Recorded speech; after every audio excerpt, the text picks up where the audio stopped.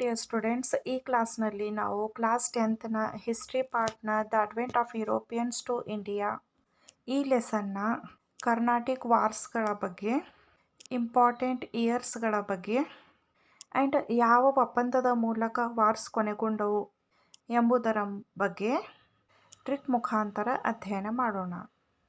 ಇಲ್ಲಿ 17 ಮೆಂಬರ್ಸ್ದು ಒಂದು ಗ್ರೂಪ್ ಇದೆ. ಇವರು ಫಸ್ಟ್ ಟೈಮ್ ಟ್ರಿಪ್ಪಿಗೆ ಹೋಗ್ತಾ ಇದ್ದಾರೆ. ಆ್ಯಂಡ್ ಫಸ್ಟ್ ಟೈಮ್ ಟ್ರಿಪ್ಪಿಗೆ ಹೋಗ್ತಾ ಇದ್ದಾರೆ ಅಂದರೆ ಚಾಪೆ ಗೀಪೆ ಎಲ್ಲ ಗಂಟು ಮೂಟು ಚಾಪೆ ಗೀಪೆ ಎಲ್ಲ ತಗೊಂಡು ಹೋಗ್ತಾರೆ. ಇಲ್ಲಿ ನಮ್ಮದು ಫಸ್ಟ್ ಟ್ರಿಕ್ ಮುಗೀತು. ಏನಪ್ಪ ಅಂದರೆ ಫಸ್ಟ್ ಟೈಮ್ ಅಂದರೆ first Carnatic war. First time ಟ್ರಿಪ್ಪಿಗೆ ಹೋಗ್ತಾ ಇದ್ದಾರೆ, ಆದರೆ ಚಾಪೆ ಗೀಪೆ ಎಲ್ಲ ತಗೊಂಡು ಹೋಗ್ತಾರೆ ಅಂದರೆ ಎಕ್ಸಲ ಚಾಪೆಲ್. ಫಸ್ಟ್ ಕರ್ನಾಟಿಕ್ ವಾರ್ ಬಂದರೆ ಇದು ಎಕ್ಸಲ ಚಾಪೆಲ್ ಒಪ್ಪಂದದ ಮೂಲಕ ಕೊನೆಗೊಂಡಿತ್ತು ಅಂತ ಹೇಳಬಹುದು. ಆ್ಯಂಡ್ ಇಯರ್ಸ್ ನೆನಪಿನಲ್ಲಿ ಇಟ್ಕೊಳ್ಬೇಕಂದರೆ 1746 to 48. 17 ಮೆಂಬರ್ಸ್ದು ಗ್ರೂಪ್ ಇದೆ. 4ರಿಂದ 6 ಗಂಟೆವರೆಗೆ ರೆಡಿ ಆಗಬೇಕಂತ ನಾವು ಅಲಾರಾಮ್ ಹಚ್ಚಿದ್ವಿ, ಆದರೆ 4 ಗಂಟೆಯಿಂದ 8 ಗಂಟೆ ಆಯಿತು ನಮಗೆ ಹೋಗೋಕೆ. ಯಾರಿಗೂ ಬೇಗ ಎಚ್ಚರ ಆಗಲಿಲ್ಲ. ಸೊ ಅದಕ್ಕೆ 4ರಿಂದ 6 ಗಂಟೆವರೆಗೆ ನಾವು ಅಲಾರಾಮ್ ಹಚ್ಚಿದ್ವಿ. ಬಟ್ 4ರಿಂದ ಓವರಾಲ್ 8 ಗಂಟೆ ಆಯಿತು ನಮಗೆ ಪಾಂಡಿಚೇರಿಗೆ ಹೋಗೋಕ್ಕೆ. ಅಂದರೆ 1746 to 48. Second Carnatic War 1749 to 1754 concluded with Treaty of Pondicherry. First Carnatic ವಾರ್ನಲ್ಲಿ ನಾವು ಚಾಪೆ ಗೀಪೆ ಎಲ್ಲ ಕಟ್ಕೊಂಡು ಬಂದ್ವಿ. ಇವಾಗ ಪಾಂಡಿಚೇರಿಗೆ ಹೋಗ್ತಾ ಇದ್ವಿ. ಪಾಂಡಿಚೇರಿಗೆ ನಾವು 17 ಮೆಂಬರ್ಸ್ ಬಸ್ ಮುಖಾಂತರ ಹೋಗ್ತಾ ಇದ್ವಿ. ಬಸ್ನಲ್ಲಿ ಓವರಾಲ್ 49 ಮೆಂಬರ್ಸ್ ಇದ್ದಾರೆ. ಆದರೆ ದಾರಿಯಲ್ಲಿ ಹೋಗ್ತಾ ಏಜ್ಡ್ ಪರ್ಸನ್ಸ್ ಅಂದರೆ 5 ಜನ ಏಜ್ಡ್ ಪರ್ಸನ್ಸ್ ಬಂದರು. ನಾವು ಅವರಿಗೆ ಪ್ಲೇಸನ್ನು ಬಿಟ್ಕೊಟ್ಟೇವೆ. ಅಂದರೆ 49 ಮೆಂಬರ್ಸ್ ಹೋಗ್ತಾ ಇದ್ದೀವಿ ಪ್ಲಸ್ 5 ಮೆಂಬರ್ಸ್ ಎಷ್ಟಾಯಿತು 54. ಅಂದರೆ 17 member group 49 bus total members 49 ಇದ್ದಾರೆ. ಆ್ಯಂಡ್ 5 ಮೆಂಬರ್ಸ್ ಏಜ್ಡ್ ಪರ್ಸನ್ಸ್ ಬಂದರೆ 54 ಮೆಂಬರ್ಸ್ ಆಗ್ತಾರೆ. ತಲೆ ಕೆಡಿಸ್ಕೊಳ್ಳೋ ಏನೋ ಅವಶ್ಯಕತೆ ಇಲ್ಲ.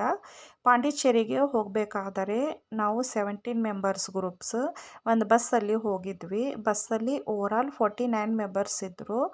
ದಾರಿಯಲ್ಲಿ ಹೋಗ್ತಾ ಮತ್ತೆ 5 ಮೆಂಬರ್ಸ್ ಬಂದರು. ಏಜ್ಡ್ ಪರ್ಸನ್ಸ್ 5 ಮೆಂಬರ್ಸ್ ಬಂದರೆ ನಾವು ಅವರಿಗೆ ಪ್ಲೇಸನ್ನು ಬಿಟ್ಬಿಟ್ಟಿವಿ. ಸೆಕೆಂಡ್ ಕರ್ನಾಟಿಕ್ ವಾರ್ ಅಂದರೆ ಫಸ್ಟ್ ಗಂಟೆ ಮೂಟೆ ಕಟ್ಕೊಂಡು ಪಾಂಡಿಚೇರಿಗೆ ಹೋಗ್ತಾ ಇದ್ದೀವಿ. 49 ಬಸ್ಸಲ್ಲಿದ್ದರು ಮತ್ತು 5 ಮೆಂಬರ್ಸ್ ದಾರಿಗೆ ಹೋಗ್ತಾ ಸಿಕ್ಕರು. ಅಂದರೆ 54. 1749 to 1754 ಈಸಿಯಾಗಿ ನೆನಪಾಗುತ್ತೆ. ಫಸ್ಟ್ ನಾವು ಚಾಪೆ ಗೀಪೆ ಎಲ್ಲ ಕಡ್ಕೊಂಡ್ವಿ. ಆಮೇಲೆ ಸೆಕೆಂಡಾಗಿ ಬಸ್ ಮುಖಾಂತರ ಪಾಂಡಿಚೇರಿವರೆಗೂ ಬಂದ್ವಿ. ಪಾಂಡಿಚೇರಿಯಿಂದ ಈಗ ನಾವು ಫ್ಲೈಟ್ ಮುಖಾಂತರ ಪ್ಯಾರಿಸ್ಗೆ ಹೋಗ್ತಾ ಇದ್ದೀವಿ. ಇಲ್ಲಿ ಪ್ಯಾರಿಸ್ಗೆ ಹೋಗಬೇಕಾದರೆ ಪಾಂಡಿಚೇರಿಯಿಂದ ಪ್ಯಾರಿಸ್ಗೆ 5 to 6 ಅವರ್ ಜರ್ನಿ ಅಂತ ಅಂದ್ಕೊಳ್ಳೋಣ. ನಾರ್ಮಲಿ ಹೆಚ್ಚಾಗುತ್ತೆ, ಆದರೆ ನೆನಪು ಮಾಡೋಕ್ಕೋಸ್ಕರ ನಾವು 5 to 6 ಅವರ್ ಜರ್ನಿ ಅಂತ ಅಂದ್ಕೊಳ್ಳೋಣ. ಅಂದರೆ 1756 5 to 6 ಅವರ್ ಜರ್ನಿ 1756. ಸೊ ಫ್ಲೈಟ್ನಲ್ಲಿ ಹೋಗಬೇಕಾದರೆ 6 ಜನ ನಮಗೆ ಚಿಕ್ಕ ಚಿಕ್ಕ ಮಕ್ಕಳು ಕಾಣಿಸಿದ್ರು. ಅದರಲ್ಲಿ 3 ಪರಿ ಇದ್ದರು. ಪರಿ ಅಂದರೆ ಪಾಪಕ್ಕೆ ಪರಿ ಅಂತ ಅಂದ್ಕೊಳ್ಳೋಣ. ಸೊ 6 ಮೆಂಬರ್ಸ್ ಅಂದರೆ 6 ಸಣ್ಣ ಸಣ್ಣ ಮಕ್ಕಳಿದ್ದರು. ಅದರಲ್ಲಿ 3 ಗರ್ಲ್ಸ್ 3 ಬಾಯ್ಸ್. 3 ಬಾಯ್ಸ್ ಇದ್ದರು, 3 ಗರ್ಲ್ಸ್ ಇದ್ದರು. ನಾನು ಬರ್ತಾ ಪಾಂಡಿಚೇರಿಯಿಂದ ಚೇರಿ ತೊಗೊಂಡು ಬಂದೆ. ಸೊ ಆ ಮಕ್ಕಳಿಗೆ ನಾನು ಚೇರಿಯನ್ನು ಕೊಟ್ಟೆ. ಓವರಾಲ್ 6 ಮಕ್ಕಳಿದ್ದರು, ಅದರಲ್ಲಿ 3 ಗರ್ಲ್ಸ್ ಇದ್ದರು. ಅಂದರೆ 1763 6 ಮಕ್ಕಳು ಇದ್ದರು, 3 ಗರ್ಲ್ಸ್ ಇದ್ದರು. ಪರಿ ಅಂದರೆ ಟ್ರೀಟಿ ಆಫ್ ಪ್ಯಾರಿಸ್. ಪಾಂಡಿಚೇರಿಯಿಂದ ಪ್ಯಾರಿಸ್ಗೆ ಹೋಗಬೇಕಾದರೆ 5 to 6 ಅವರ್ ಜರ್ನಿ. ಅಂದರೆ 1756. 17 ಮೆಂಬರ್ಸ್ ನಾನು ಫ್ಲೈಟಲ್ಲಿ ಹೋಗಬೇಕಾದ್ರೆ 6 ಮಕ್ಕಳಿದ್ದರು. ಅಲ್ಲಿ 6 ಚಿಕ್ಕ ಚಿಕ್ಕ ಮಕ್ಕಳಿದ್ದರೆ ನಾನು ಅದರಲ್ಲಿ 3 ಪರೀಸ್ ಅಂದರೆ ಗರ್ಲ್ಸ್ ಇದ್ದರು. ಬರ್ತಾ ಪಾಂಡಿಚೇರಿಯಿಂದ ಚೇರಿ ತಗೊಂಡು ಆ ಮಕ್ಕಳಿಗೆ ನಾನು ಚೇರಿಯನ್ನು ಕೊಟ್ಟೆ. ಫಸ್ಟ್ ಕರ್ನಾಟಿಕ್ ವಾರ್ 1746ರಿಂದ 1748ರವರೆಗೆ ಇಂಗ್ಲಿಷರು ಮತ್ತು ಫ್ರೆಂಚರ ನಡುವೆ ನಡೆಯಿತು. ಲಾ ಬೋಡೋನೈಸ್ ಈತ ಮಾರಿಷಿಯಸ್ನ ಫ್ರೆಂಚ್ ಮಿಲಿಟರಿ ನಾಯಕ ಆಗಿರ್ತಾನೆ. On the request of duplex ಅಂದರೆ ಡೂಪ್ಲೆಕ್ಸನ ರಿಕ್ವೆಸ್ಟ್ ಮೇರೆಗೆ ಈತ ಮದ್ರಾಸನ್ನು ವಶಪಡಿಸಿಕೊಳ್ತಾನೆ. ಇದು ಇಂಗ್ಲಿಷರ ನವಾಬ ಅನ್ವರುದ್ದೀನನಿಗೆ ಪ್ಲಸ್ ಪಾಯಿಂಟ್ ಆಗಿತ್ತು. ಏಕೆಂದರೆ ಅನ್ವರುದ್ದೀನ್ ಈಗಾಗಲೇ ತನ್ನ ಸೈನ್ಯವನ್ನು ಮದ್ರಾಸ್ನಲ್ಲಿ ಫ್ರೆಂಚರ ಅಪೋಸ್ ಅಂದರೆ ಸೋಲಿಸಲು ವಿಫಲವಾಗಿರ್ತಾನೆ. ಅನ್ವರುದ್ದೀನನ ಸೈನ್ಯ ಸೋಲನ್ನು ಕಾಣುತ್ತೆ ಮದ್ರಾಸ್ನಲ್ಲಿ. ಈ ಮಧ್ಯೆ ಏನಾಗುತ್ತಂದರೆ ಲಾ ಬೋಡೋನೈಸ್ ಈತ ಇಂಗ್ಲಿಷರಿಂದ ಹಣವನ್ನು ತೆಗೆದುಕೊಂಡು ಮದ್ರಾಸನ್ನು ಅವರಿಗೆ ವಾಪಸ್ಸಾಗಿ ಕೊಟ್ಬಿಡ್ತಾನೆ, ಹಿಂತಿರುಗಿಸ್ತಾನೆ. ಬಟ್ ಇದು ಡೂಪ್ಲೆಕ್ಸನಿಗೆ ಇಷ್ಟ ಆಗಿರಲಿಲ್ಲ. ಡೂಪ್ಲೆಕ್ಸನಿಗೆ ಸಿಟ್ಟು ಬಂದು ಈತ ಮದ್ರಾಸನ್ನು ವಶಪಡಿಸಿಕೊಳ್ಳಲು ಪ್ರಯತ್ನ ಪಡ್ತಾನೆ. ಆದರೆ ಇದರಲ್ಲಿ ಈತ ವಿಫಲನಾಗಿರ್ತಾನೆ, ಸೋಲನ್ನು ಕಾಣ್ತಾನೆ.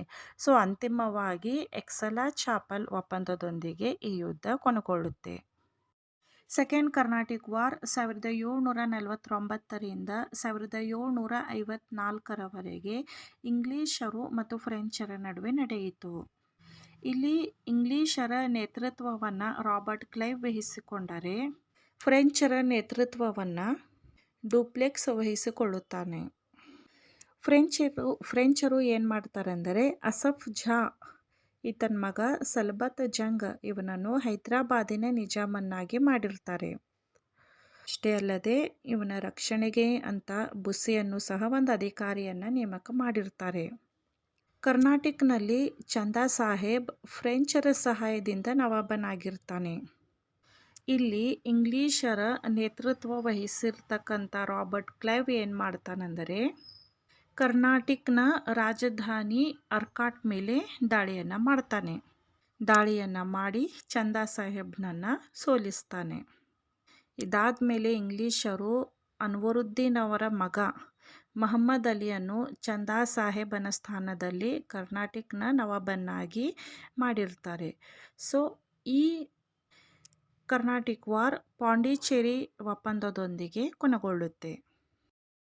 ಥರ್ಡ್ ಕರ್ನಾಟಿಕ್ ವಾರ್ 1756ರಿಂದ 1763ರವರೆಗೆ ಫ್ರೆಂಚ್ ಮತ್ತು ಇಂಗ್ಲಿಷರ ಮಧ್ಯೆ ನಡೆಯಿತು.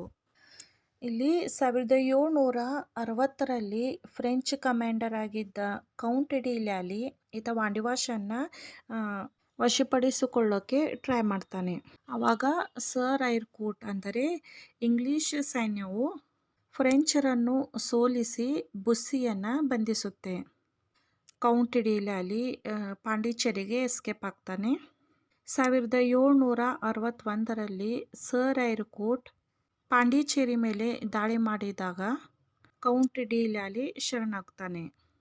ಆ್ಯಂಡ್ 1763 ಅಂದರೆ 1763ರಲ್ಲಿ ಪ್ಯಾರಿಸ್ ಒಪ್ಪಂದದ ಮೂಲಕ ಈ ಯುದ್ಧ ಕೊನೆಗೊಳ್ಳುತ್ತೆ. ಈ ಯುದ್ಧದಿಂದಾಗಿ ಫ್ರೆಂಚ್ ತಮ್ಮ ಎಲ್ಲ ನೆಲೆಗಳನ್ನು ಕಳೆದುಕೊಂಡು ಭಾರತದಲ್ಲಿ ತಮ್ಮ ಪ್ರಾಮುಖ್ಯತೆಯನ್ನು ಕಳೆದುಕೊಳ್ಳುತ್ತೆ.